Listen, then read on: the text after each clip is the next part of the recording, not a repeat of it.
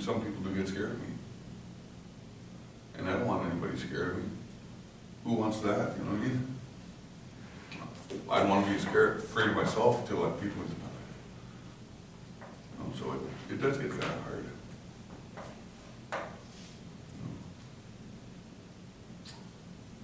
I don't know what to say. So you're quite knowledgeable about the justice system now, but I think that a lot of people, when they go into the justice system, maybe don't have that much knowledge of the process. So I'm just wondering what you think was your best resource to learn about the process and to reach the level of understanding that you're at now. Good question. Well, actually, I began reading when I was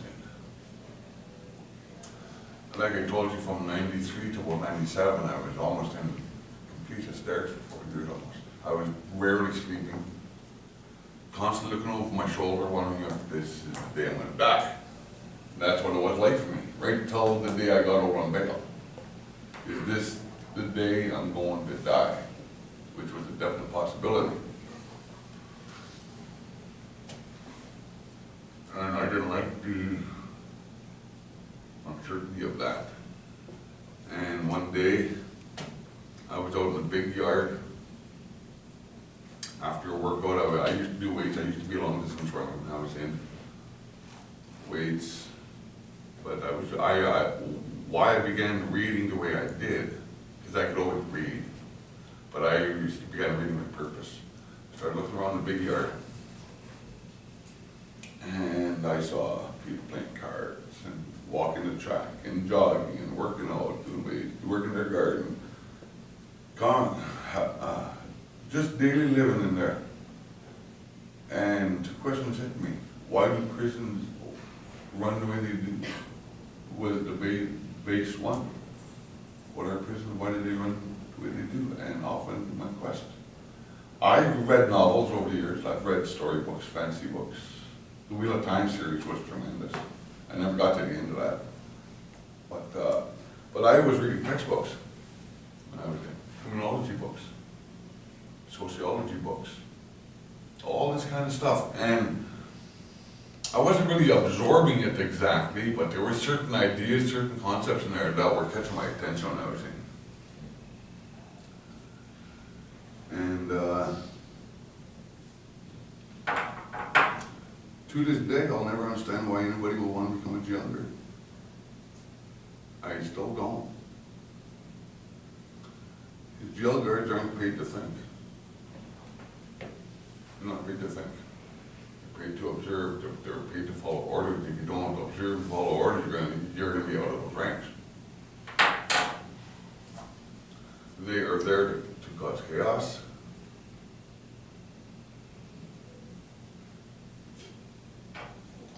It's about anomie, mon ami, if you understand that concept. Anomie, anybody? That's what it's about. Prisons are daily practice in anomie. Daily. They break your connections to your family. If you have a tight circle of friends there, they'll break that connection. They'll break connection to your home, and in the end, they break connection to yourself, which sometimes leads to suicide. But that's what they do, because prisons are a warehouse. They're not there to correct nothing, correct behavior. It's an industry. I was a product on a shelf that was easily replaceable. They didn't give a shit if I lived or died.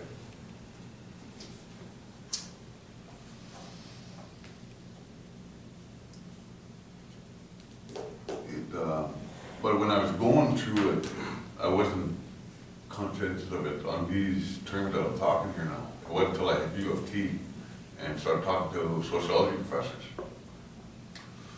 who clarified things for me in terms of concepts and definition and what that meant. But it's also a practice in strain theory, prisons. How much strain can you take before you strike out in a criminally violent act? That's what the guards do too, antagonize. If we're all convicts, they'll whisper in your ear to kill the guy beside you. That's what they do. They'll work out a deal with you to bring drugs so you can traffic their drugs into prison. And then when you guys get caught, you're gonna be the one going down for it. From top to bottom, prisons are nothing but corruption. Cesspool, corruption, top and bottom. One of the biggest fallacies of prison is that the wardens run it. That's bullshit. Wardens don't run shit in the prisons. That's why they cycle them from prison to prison every 3 years. Because they don't run shit.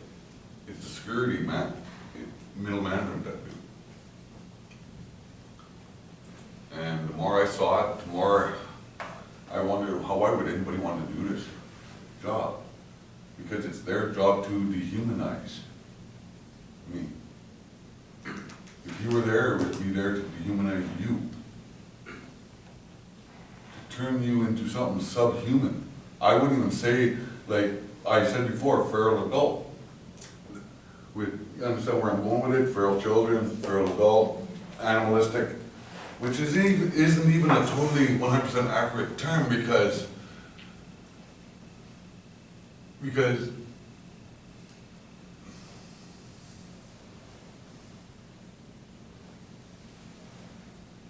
human beings are the only beings on this fucking planet that prey on each other like this.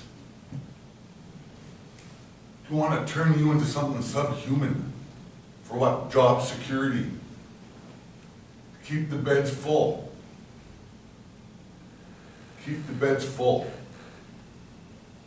That's what your job is, to dehumanize you into believing and taking away increasing your level of anomie and increasing levels of strain in your life where you believe the only place you can be in and belong in this world is prison. That's what prisons do. They turn you into something subhuman I can't even call animal-like.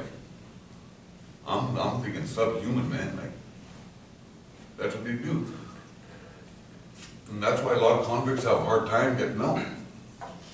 When they get out, they have this limited view of what freedom is of a mere physical notion. It's a physical thing in prison, out of prison. I'm free, I'm out of prison, I'm free. But freedom has nothing to do with physicality. Freedom's here. Freedom's in here. As Danny Dufresne in Shawshank said about music. It's in here, man. They can't take that away. And there's truth to that.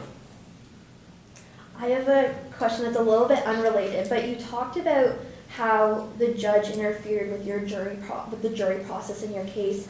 I was just wondering what made you or your legal representation opt for a trial by jury? Like, was there a specific benefit that? No. To tell you the truth, on that point, I cannot recall specifics about that. Mm-hmm. But about that jury process, I was definitely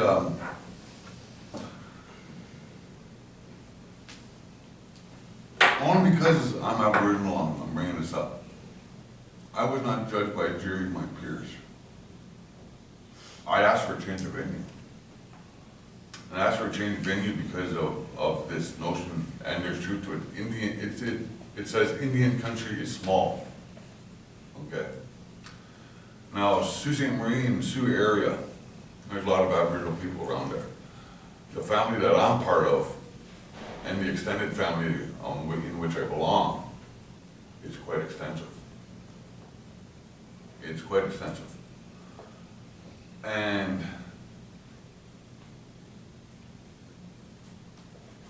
I wanted Aboriginal people on the jury, but they were excluded from one stipulation, in that if you knew somebody on the witness list, you could not sit on the jury.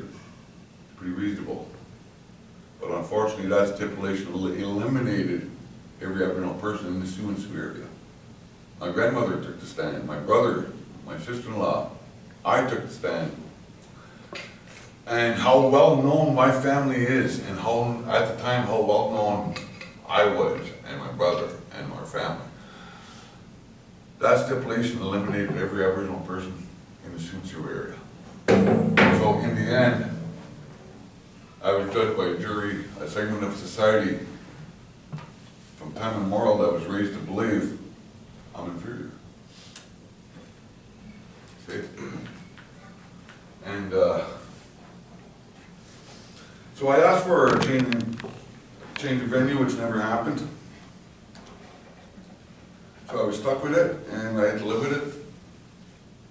And that's how it turned out. Sorry. Yeah, go ahead. So you talked about before the death threats that you received and like the hierarchy of crimes. I was just wondering that when you started working with Innocent Canada or AWIC, did that relationship change between like you and the other inmates or you and the staff? This is a good question.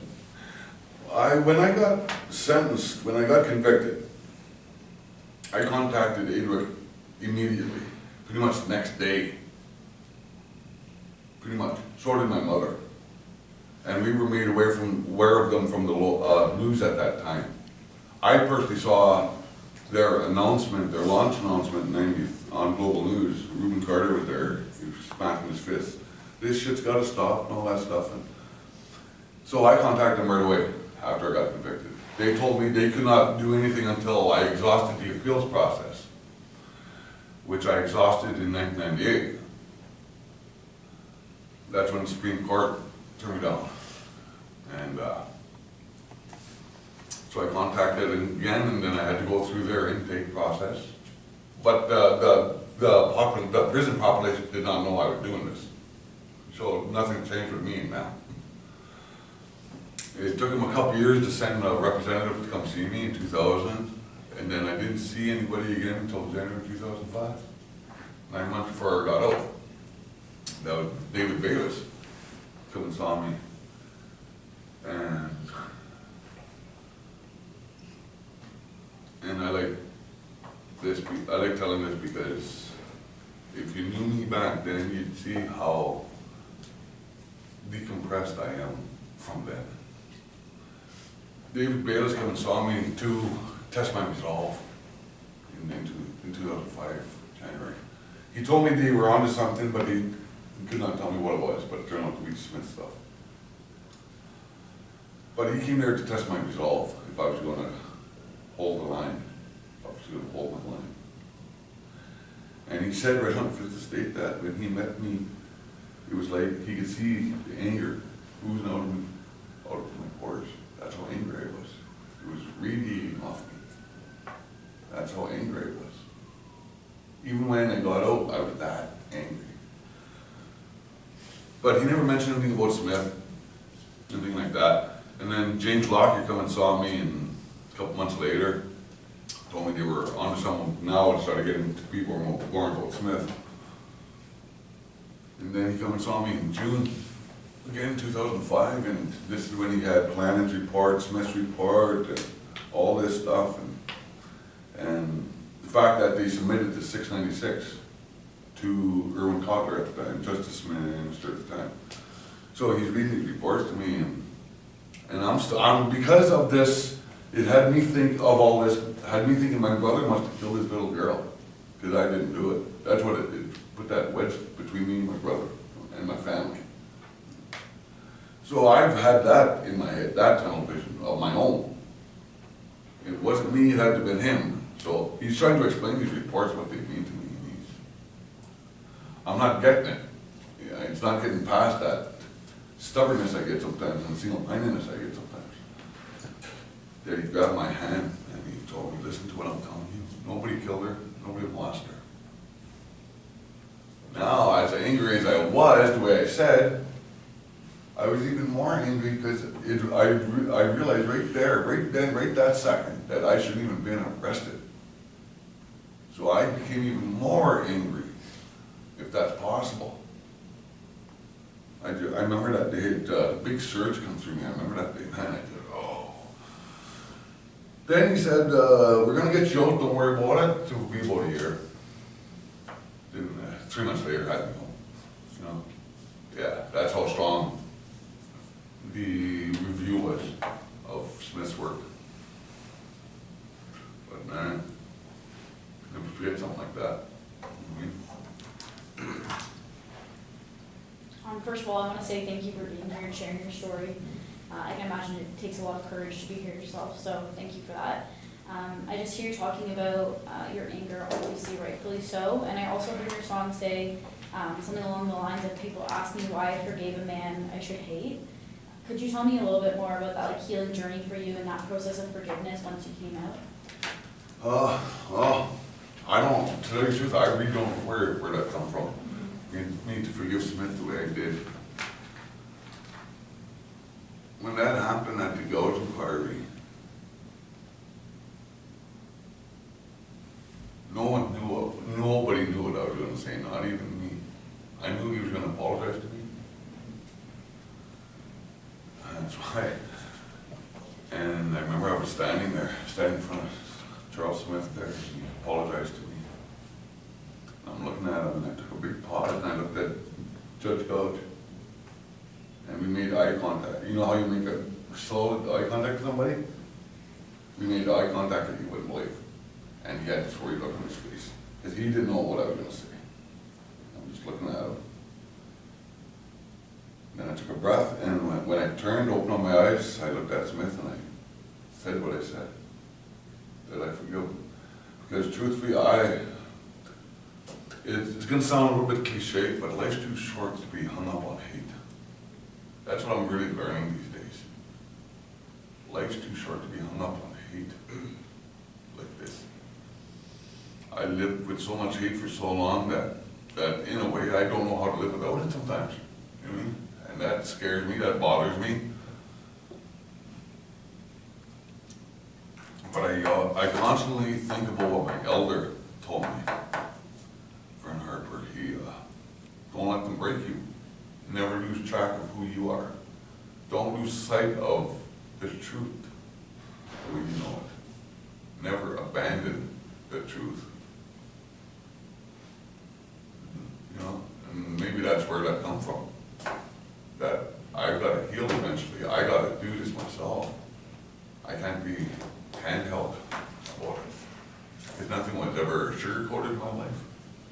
But at the same time, I got to get over this somehow, and I got to make that first step. And maybe forgiving Smith was the first step in my own healing. You know what I mean? Because I could get mad and talk about this, that, Smith, and and start swearing around here. But what's that going to get anybody? It's not going to get me anything except worked up. Worked up to the point where I can't be around anybody. You know what I mean? Because that's what these talks do to me sometimes. They get me, it's almost like pulling off a scar every time I do these talks, you know what I mean? But I do find them healing because every hateful word I say here, it stays here. That what I try to keep it here, leave it here, where I'm going home with one last hateful word, one last angry sentiment. And it's a daily process with me that I have to do that. But I don't know where it comes, literally I don't know where it comes from in me to forgive that man or anything like that. But I don't specifically blame him solely, because it wasn't him solely that did this. See? Follow? Yeah, a little bit. Does dropping of the lawsuit have anything to do with the healing process? The lawsuit. The lawsuit against Smith? Oh, I never had one against him. Oh. I had compensation, but part of the agreement was that I could not sue him. The government compensated me. So there was never any lawsuit against Smith. And not for me anyway. I know there was one from Louise Reynolds. You know.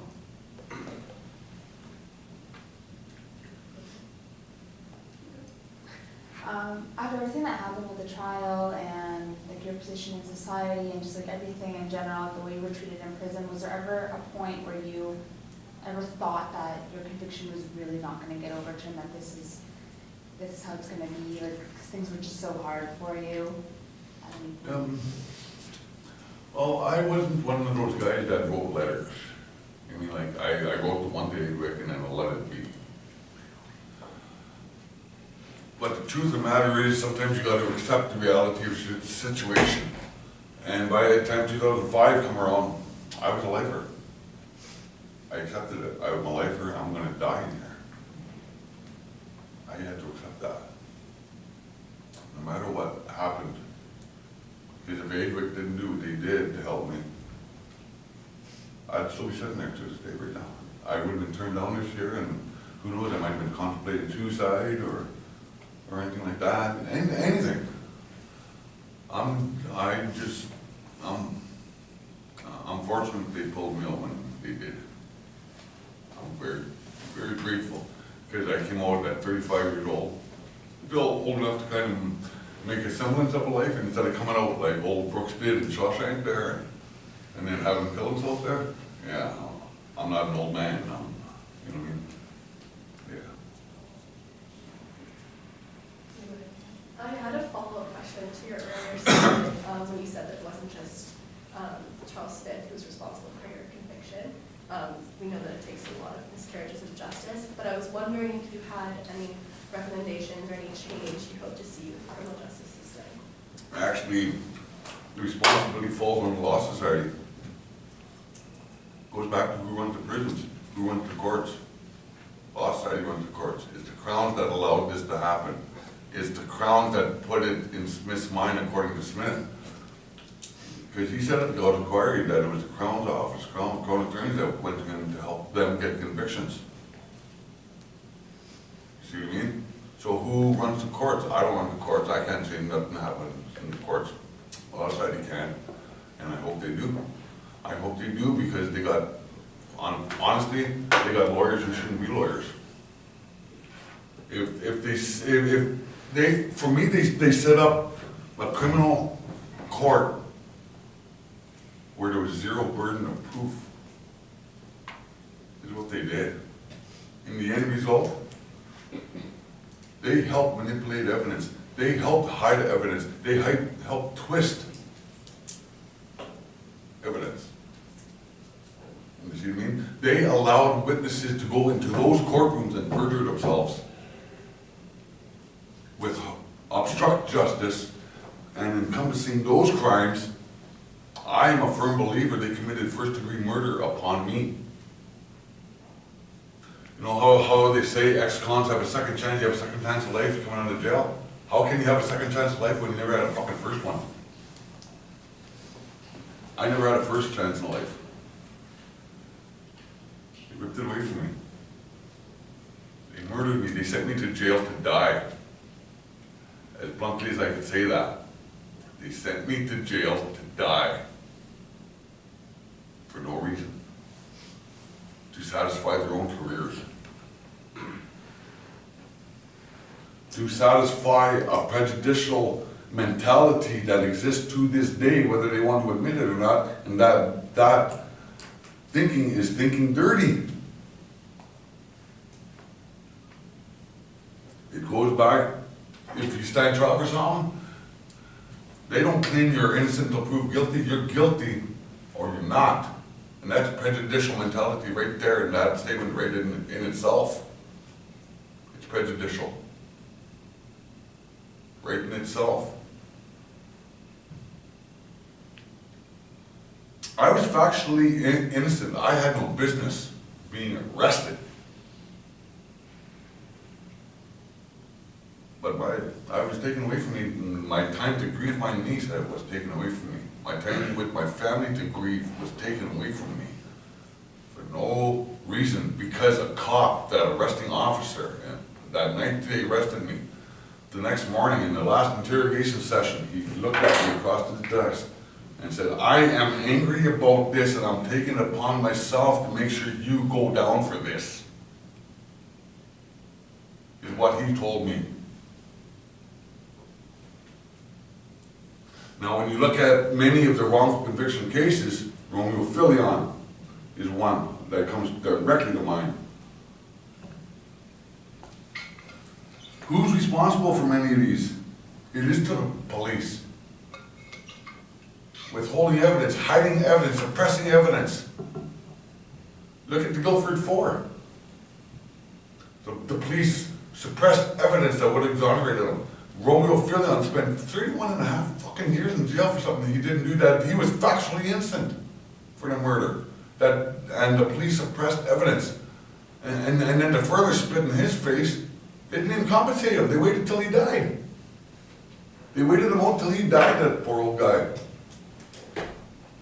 But he was factually innocent, and that's what you can say about every wrongful conviction case. Each and every one of them are factually innocent. Because they were not guilty of the crime for which they went to jail for.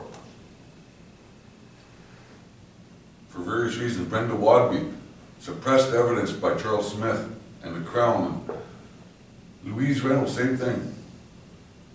Myself, and a slew of others, where there would have been evidence suppressed and then perjurous statements uttered in these trials. You see? So there's not real one answer.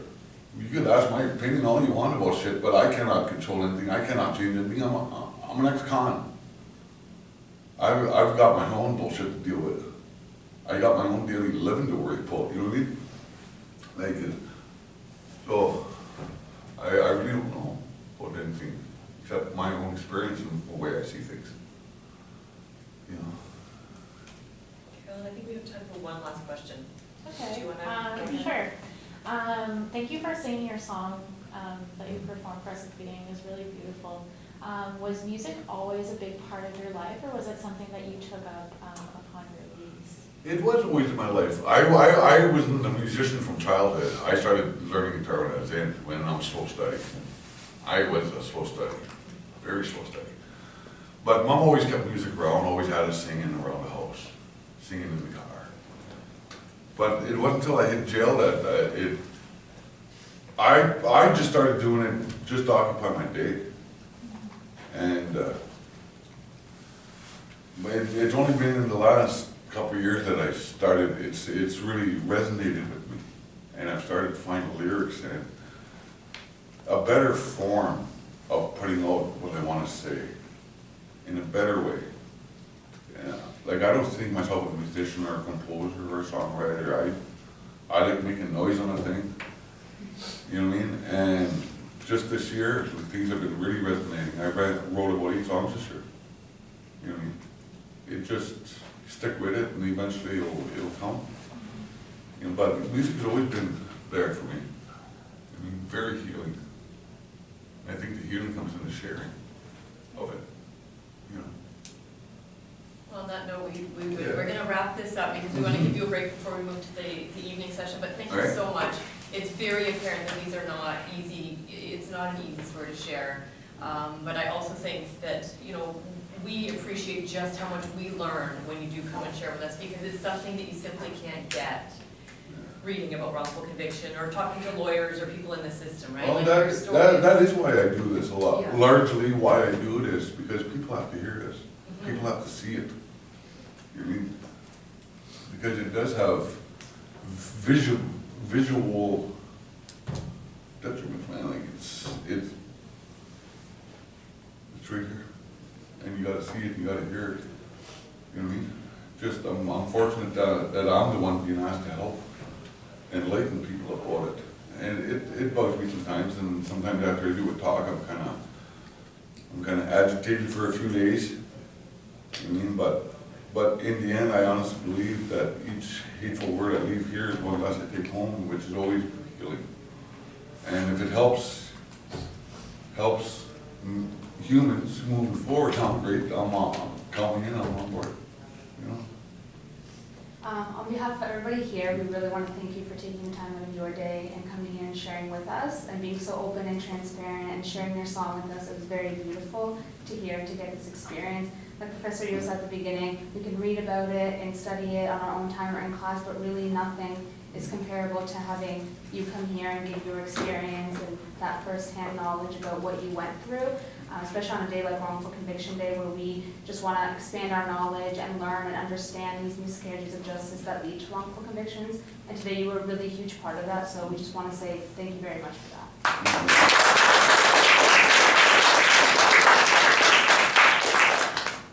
So that concludes this session. Yes, we hope